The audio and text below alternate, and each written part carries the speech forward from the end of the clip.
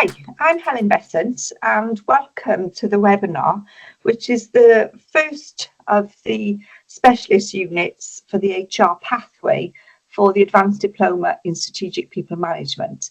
So what we're going to be looking at is 7HR01, which is Strategic Employment Relations. So what I'm looking at today, and really the aim of the webinar, is to provide an overview of the unit, and then we'll move on looking at how the unit is assessed, and then finally I thought to have a look at the requirements of an assessment of this level of study, really to provide you with some additional guidance on top of all the help and support that you'll obviously get from your centres. So the assessment that we'll be looking at in this webinar is the Strategic Employment Relations Assessment Brief, and it's the most recently released brief, which is the June 24, and that is currently available and it's valid up until 2026, but that's the assessment that we're going to be looking at, is the latest release, so you need to refer to that, and I'll be referring to that. If we have a look at then the unit as a whole, it focuses on the different perspectives of employment relations and the cooperation and conflict that can vary between workplaces.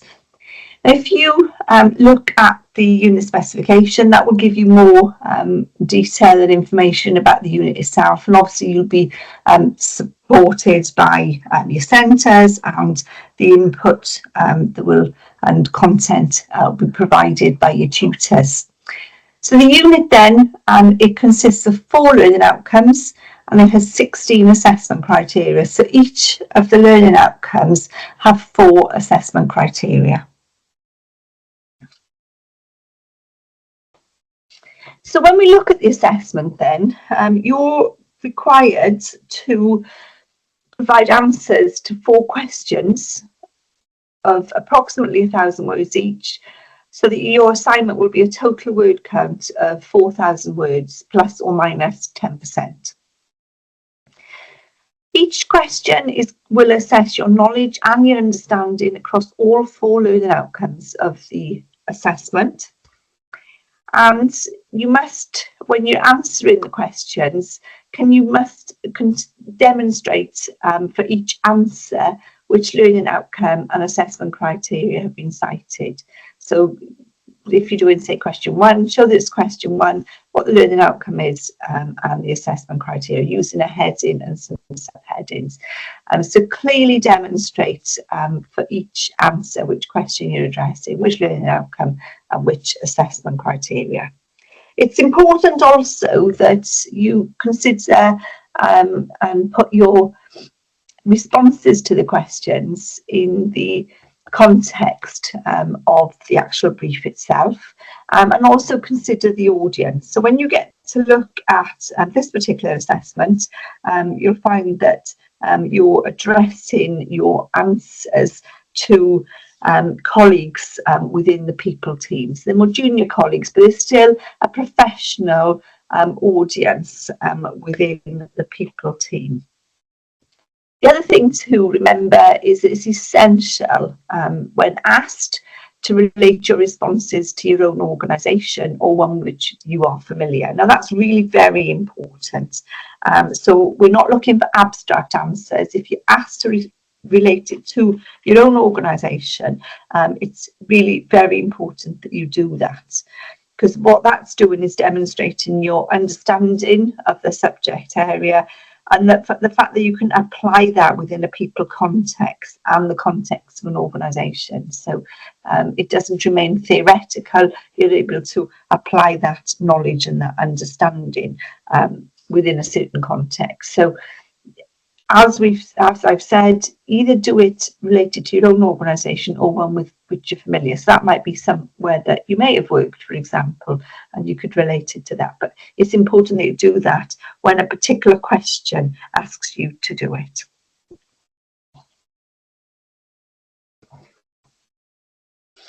So let's have a look first of all then at what the questions are. So there are 4 questions.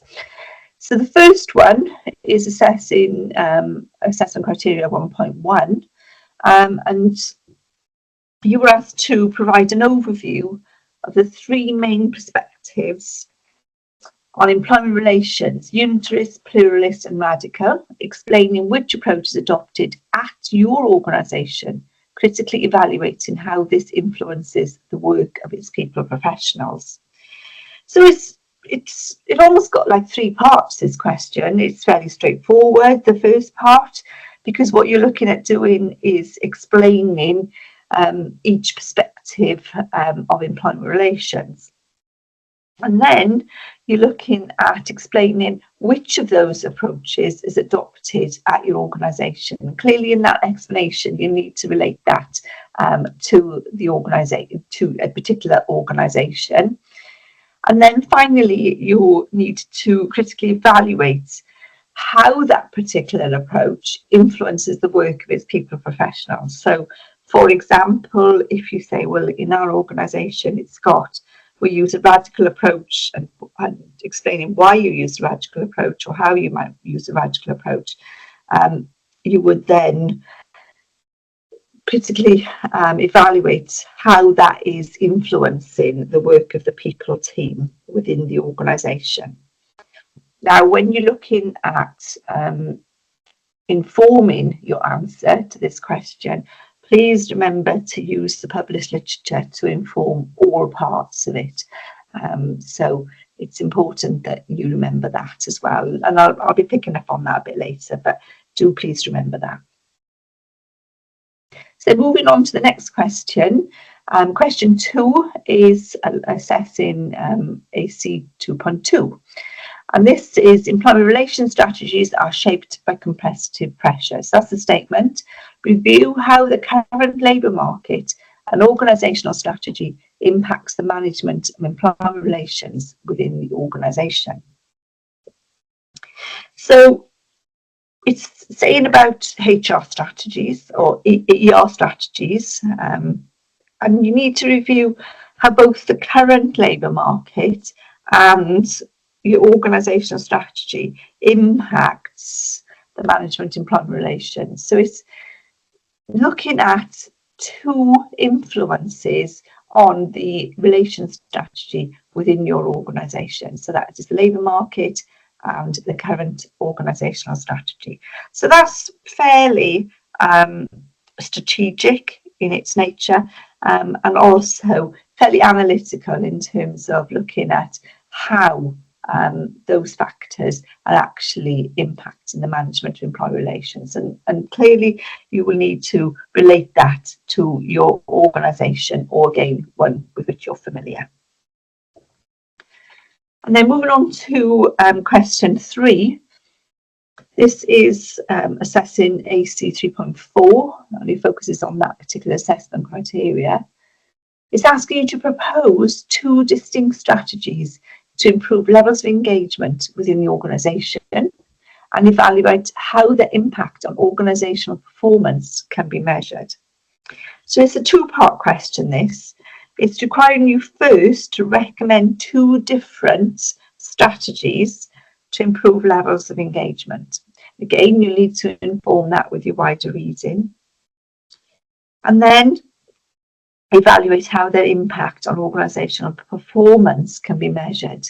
So you're making 2 sets of recommendations within this question. Always make sure that when you're making recommendations, you are justifying those. The question says for you to justify them, but again, related to your organisation. So make sure that you are showing some strategic thinking in terms of the strategies that can improve levels of engagement, but also thinking about how you're going to support those recommendations. And that can come from your wider reading, but also thinking about the impact on organisational performance, specifically within your organisation, and how that can be measured. And then finally then, question 4 is focusing on AC 4.1, and it's identified 2 different forms of collective bargaining, one in a unionised and one in a non-unionised environment, critically analysing the role in determining pay and resolving differences, and then explain to what extent either applies to your own organisation. So this has got multiple parts. So first thing you need to do is, again, using your wider reading, identify two different forms of collective bargaining, one in unionised and one in a non-unionised environment. And then you're asked to critically analyse their role. So that's looking at not just describing their role, but a critical analysis. So how, to what extent they actually can actually determine pay and resolving differences. The implications of that. So it's an analysis rather than just a pure description, and then explain to what extent either applies. So if, for example, you work in a unionised environment, well then you're potentially going to look at the form of collective bargaining within that environment. Or if you don't work in a unionised organisation, well then you're more likely to look at and explain how that applies to your own organisation. So it depended really on the context of the organisation with which you work. Now, for all questions, I would suggest that you use the unit specification to guide you, use the indicative content, but don't think you have to cover everything in the indicative content. So when attempting the assessment questions, it really is worth noting to keep the marking criteria in mind. So there's 6 separate marking criteria against which your assessment questions are going to be graded. So let's have a look at those first. It's just an overview of them, and then we'll have a look at them in a little bit more detail. So we're first of all looking at the focus of your assessment answers. So are they responding directly to the question that's being asked? Is it completely aligned to the actual question? Then we're looking at your depth and breadth of understanding, so we're not just demonstrating a superficial knowledge, but showing that you've got a deeper sense of knowledge and that you have actually completed research and analysis of that subject area.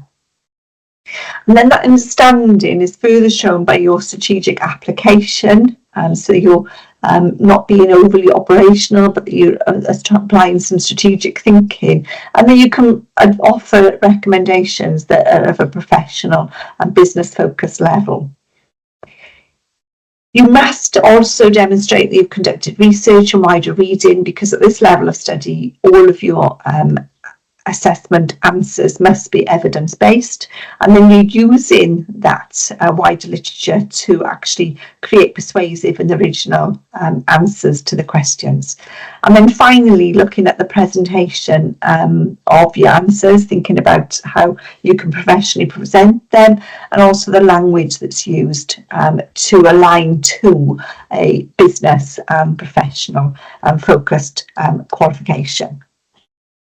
So we can look at those in a little bit more detail if we look at the marking criteria grid, which comes with all of the assessment briefs. So these are the generic grade descriptors, and it gives you a clear indication for each of the marking criteria what you need to be looking at achieving to be marked of pass, merit or distinction. So you can see on the left hand side you've got the focus, depth and breadth of understanding, strategic application and so on, and then going across in the columns you can see kind of the levels that you are required to meet to actually, or the standards you're required to meet to be actually gain those particular grades for your assessments. So always, I would say, use that and refer to that and keep all of that in mind when you're attempting the assessment questions, obviously for this assessment, but also for any other assessment that you're completing.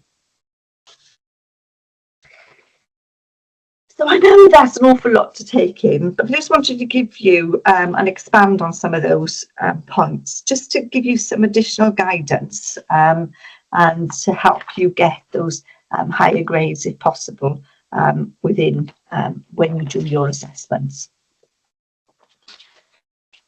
So we talked about being focused. Ensure that you clearly plan your answers to provide a direct response to the question. So it's easy to lose track when you're attempting an assessment question. So you could end up providing, and it's easy also to provide an answer to what could be a slightly different question, or it's easy to miss part of a question, because as we've seen when we review the questions, they are, some of them have got like multiple parts to them. So ensure then that you clearly plan your answers. Think about the main points that need to be included. Think about how you might structure your answer so that you do remain focused and that you're kind of not going off on different tangents. Then when you're looking at demonstrating your knowledge and understanding, we do need to see that you're not just demonstrating knowledge, but there needs to be a level of analysis of the subject to demonstrate that depth of understanding. So that is shown quite a lot when you're actually applying that knowledge to your own organisation, because that's showing a depth of understanding. But also thinking about demonstrating your strategic thinking as well. So applying your answers to quite a sort of a more strategic level. So try not to be overly descriptive, for example. Try to respond to the command verbs. So if you're asked to critically evaluate, if you're asked to critically analyse, it's not just a description, it's where you're showing that deeper thinking and just being aware really of the fact that at this level of study, a level of criticality in your thinking is required. So you know, looking at, if it was a critical evaluation, looking at the implications, the advantages, the disadvantages, if it's an analysis, looking at kind of a more holistic approach to the situation, so that you're also through doing that, you're actually showing some strategic thinking. In every answer to every assessment, you must reference throughout the range of sources and demonstrate that you've used your wider reading to inform your answers. That is essential in all assessment questions. Now you'll find that there will be in the assessment brief, there are resource lists which you can use, but you do have a whole range of resources available to you. Some people like to use books, which are fine. They can make sure that they're fairly current, because you do need to be looking at current sources and not something that's so outdated that it wouldn't have any relevance in the world of work today. The CIPD in the Knowledge Hub has such a vast range of sources, so really make the most of that. The CIPD commissions so much research, and there's numerous research reports that will be relevant to this particular assessment. Also within the Knowledge Hub, you've got the EBSCO, which is the database for academic journals. That is really very useful. I advise you use the advanced search if you can use that, because it helps you to narrow down your search options, and you'll be a bit more effective probably with your research time. I mean, there's other places you can look for academic journals. You can use Google Scholar. You can use, if you're looking for organisational case studies, you could look at the people management publications. The important thing is that you are using appropriate sources and not using just doing just a random Google search, because what is going to happen when you do that is you're probably going to end up with trying to cite blogs or generic websites. There's links LinkedIn is another one we see quite a lot. Those are not considered appropriate sources. When you're citing your wider reading, you do need to show that you've been reading work that's been written by experts in their field. And they need to be credible, and they need to be reliable, and they need to be current, as I mentioned earlier, to actually have some validity and relevance to today's world of work.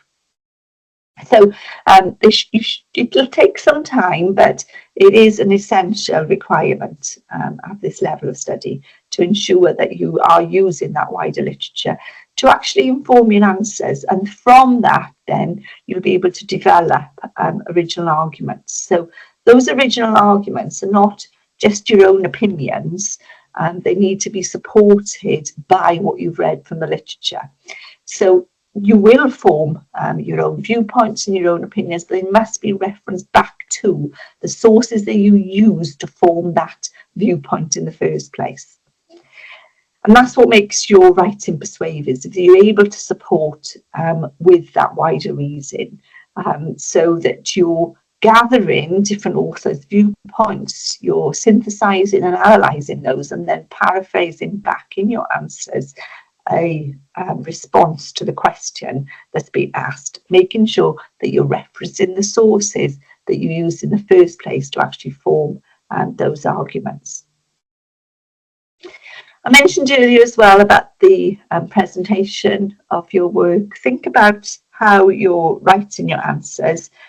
You're not being asked to write essays, you're performing responses to questions. So think about how you might structure them. Think about what would actually form a clearly defined structure. You could potentially use headings and subheadings just to highlight the main points and create different parts to your answer. I think also about using a more formal writing style, because this is a business focused professional qualification. So avoid colloquial language wherever possible, and just always think about your audience. Think about who is this work being presented to.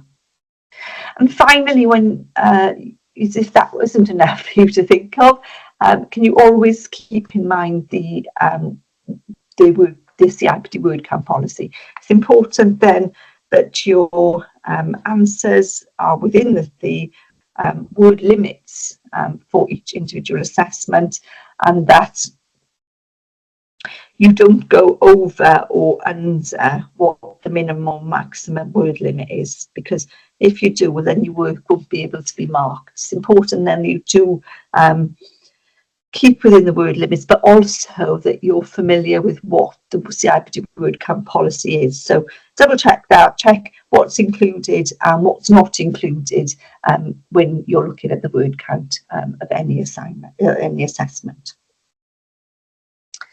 And finally then, as we come to the end of the webinar, I really do hope you enjoy this unit and that you do find it, that you get a lot out of it. And I hope that you've enjoyed the webinar and that you're going to find it helpful when you come to study this particular unit and when you come to attempt the assessment.